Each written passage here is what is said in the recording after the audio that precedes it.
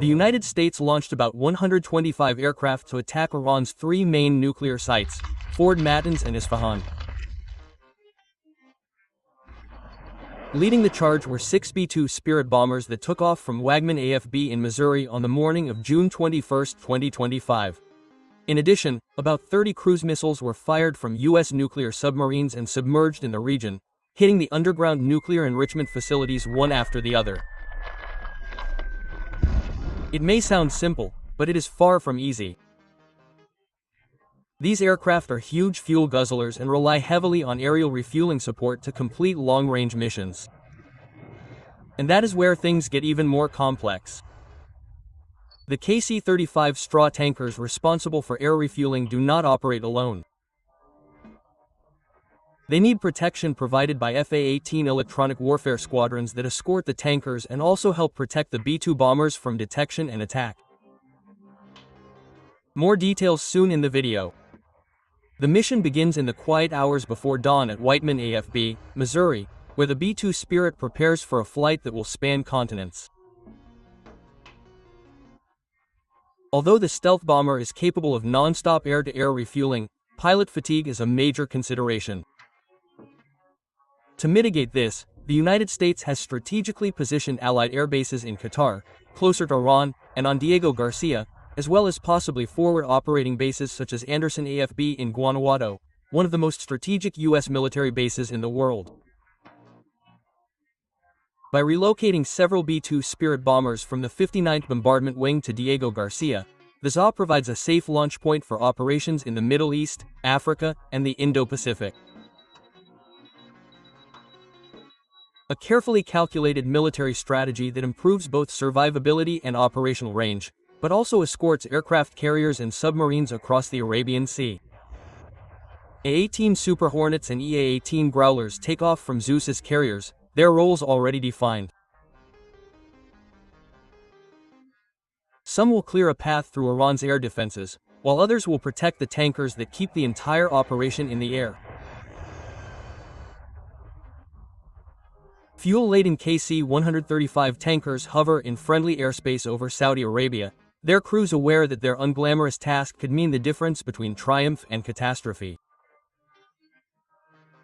As the B-2s take off, their jagged silhouettes blend into the night sky. Stealth is their shield, but distance is their enemy. Hours after takeoff, they close in on tankers flying over the canal, gulping down fuel in midair, while F-18s circle protectively. Growlers emit a cacophony of electronic noise, masking the strike group's movements. Meanwhile, in underground command centers, U.S. analysts watch live feeds, ready to redirect forces if Iran's radars light up. Crossing into a ring of airspace is no easy task. The B-2s must climb to extremely high altitudes. Their routes are meticulously planned to avoid known missile sites below. The landscape, a vast expanse of mountains and deserts, offers little cover, but the bombers' radar-absorbent skin helps them evade enemy detection. When targets come into range, crews face a critical decision: launch long-range missiles from hundreds of miles away or descend to drop bunker-busting bombs directly on the fortified sites. There are different types of bunker-busting bombs of varying calibers, but what sets them apart from the rest is the GBU-57, which is typically dropped by the B-2 Spirit stealth bomber. Due to the size and weight of the bomb, the aircraft can only carry 2 of these weapons in its bomb bays. Although it lacks thrusters, the weapon is equipped with 4 active mesh fins and a precision guidance system that allows it to glide precisely to its target using military-grade GPS.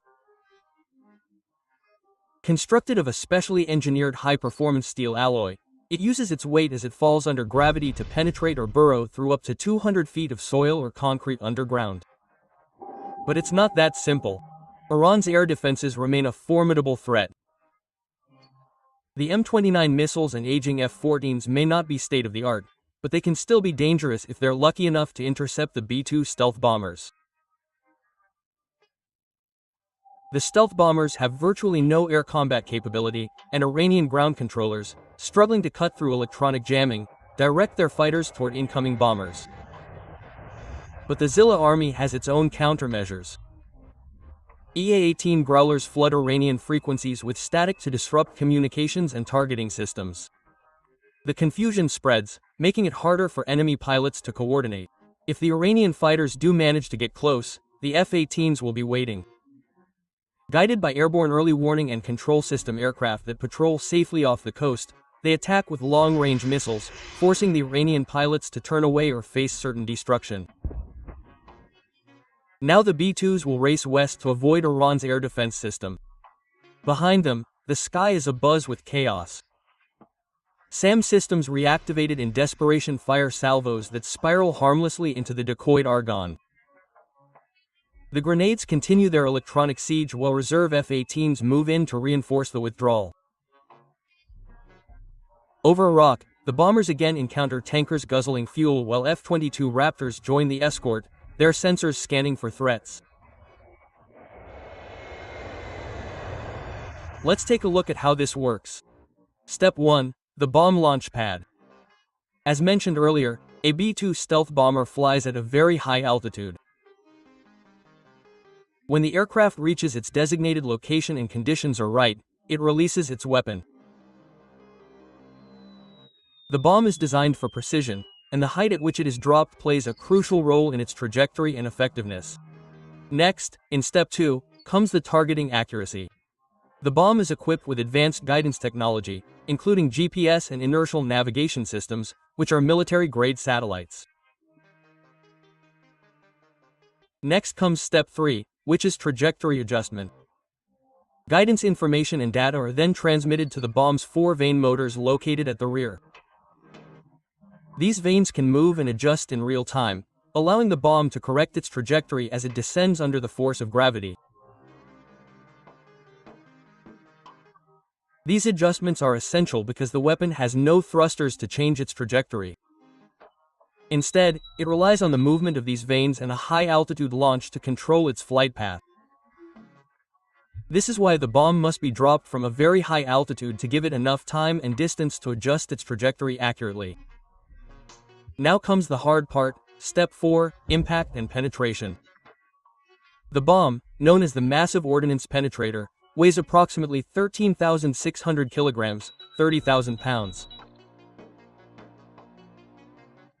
When it hits its target, it hits with immense force, designed to penetrate deep into hardened structures such as bunkers. The energy of the impact allows the bomb to bury itself up to 200 feet, 60 meters, of reinforced concrete, ensuring that it delivers its payload exactly where it is needed for maximum effect. Finally, Step 5 involves the delicate part of arming the weapon. It has been fitted with 2 SDB fuses. Dual fuses are required as a backup. The first is for G-force detection and the second is the time delay fuse. The redesign was necessary to ensure that the bomb could reach installations buried under significant layers of hardened material. For this reason, the fuses are placed at the rear of the bomb to prevent damage. Once the time delay fuse or G-force detection fuse reaches its target, it can explode, creating a mini earthquake that can bury bunkers in 20-story buildings. Now let's take a look at why Israel has been bombing Iran's nuclear sites since June 13, 2025, but has failed to penetrate them. And why did the ZUA need to bring in B-2 Spirit bombers to destroy these heavily fortified bunkers? These nuclear facilities are not just hidden, they are buried under layers of reinforced concrete and soil, specifically designed to withstand most conventional attacks. Israel has used its own bunker-busting bombs, but they have only been able to destroy the ventilation shafts. These weapons have not been able to fully penetrate Iran's most fortified underground nuclear sites. The goal is to wear down the defenses layer by layer. This is where the B-2 Spirit comes in, flying close to the target, opening the bomb door and releasing the 30,000-pound weapon, about 13,600 cuscus, without interference from the Iranian air defense system, capable of deeper penetration.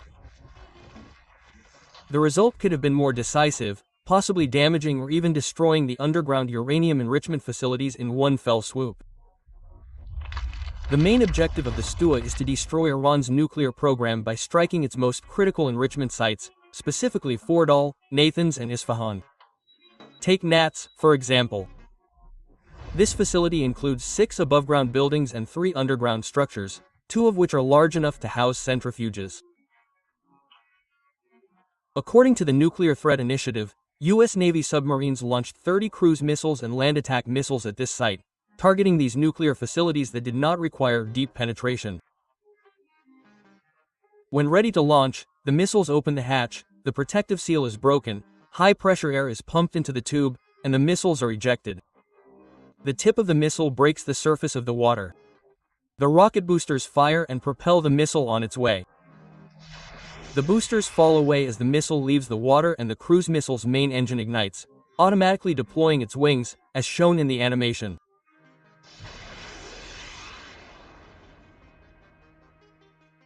This is the result of the damage caused by the cruise missile to the top of the ventilation plant of the nuclear enrichment facility. They went beyond mere superficial damage, knocking out power to the lower levels, where the centrifuges are located. The above-ground section of the fuel enrichment plant was also destroyed. Now consider Ford. Unlike Nathan's, Fordall is located deep underground and protected by extensive fortifications. Israel has attacked it with advanced bunker-busting munitions, but the results have been much less conclusive. The bombs had difficulty breaking through the dense covering. This is where the Zua comes in, dropping about 12 GBU-57s on these sites.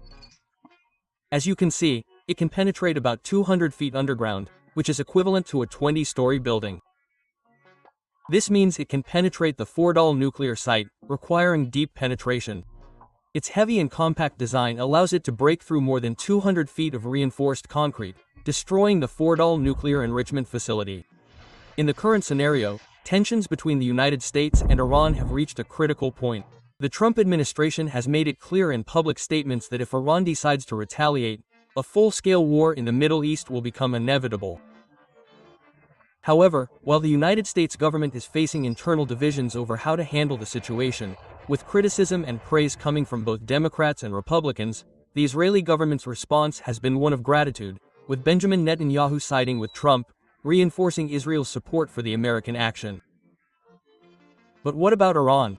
The Iranian foreign minister stated that the United States has violated international treaties, including the UN Charter itself, and that Iranian retaliation is inevitable. What does this mean for global stability?